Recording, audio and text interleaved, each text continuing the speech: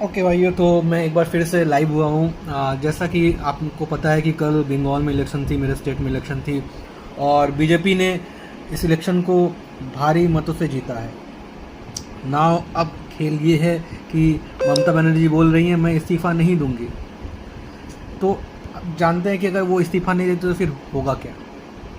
Actually देखिए, अगर वो इस्तीफ़ा नहीं देंगी तो इसमें उनकी ही बेइज्जती है, उनको ही हरास होना पड़ेगा, उनको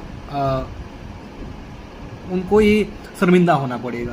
क्योंकि जो प्रोसेस है वो ये है कि अब जैसे कि बीजेपी जीत चुकी है, इलेक्शन हो चुके हैं बंगाल में, तो अब राज्यपाल जो है बंगाल के वो आमंत्रण देंगे जो पार्टी जीती है उसको सरकार बनाने की।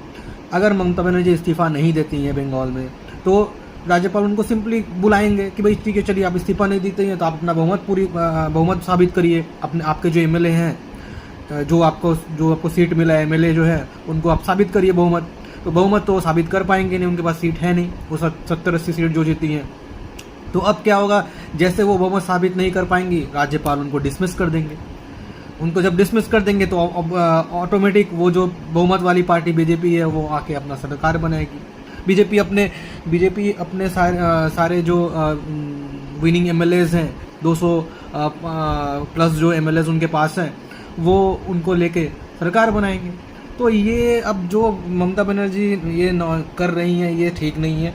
ठीक है, उनको ही पता है वो कुछ कर सकेंगी नहीं, उनको ही पता है उनको मतलब कुछ करने की अभी स्थिति में नहीं है वो। हाँ, वो ये कर सकती हैं, कोर्ट केस कर सकती हैं, जो वो बोल रही हैं वो स्ट्रैटेजी लगाएंगे, कोर्ट केस करेंगे।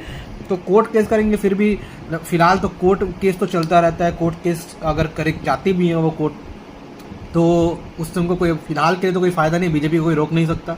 बीजेपी आ चुकी है और सरकार बीजेपी बनाएगी। मे बी 7 तारीख की या 9 तारीख को, अभी देखते हैं कि कब बनाती है और कौन अगला सीएम बनता है बंगाल के।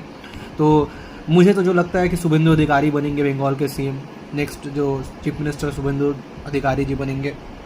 तो क्योंकि उन्होंने काम किया, उन्होंने ही सिटिंग सीएम को हराया है, तो लॉजिकली जो और वो जिस हिसाब से उनका जो राजनीतिक कैरियर है, जो राजनीतिक कर रहे हैं शुभेंदु अधिकारी, तो वो नेक्स्ट चीफ मिनिस्टर मेरे हिसाब से है। बाकी देखा जाएगा और कौन से मिनिस्टर्स बनते हैं। लेकिन हाँ, ये मैं फिर बोलूँगा आज के वीडियो में कि बंगाल का जो मुद्दा है, बंगाल का मुद्दा है इकोनॉमी, बंगाल का मुद्दा है ग्रोथ, बंगाल का मुद्दा है फैक्ट्रीज, बंगाल का मुद्दा है अनएम्प्लॉयमेंट जो है, बंगाल का मुद्दा है, जो बंगाल के बाहर लोग जाते हैं। तो ये सब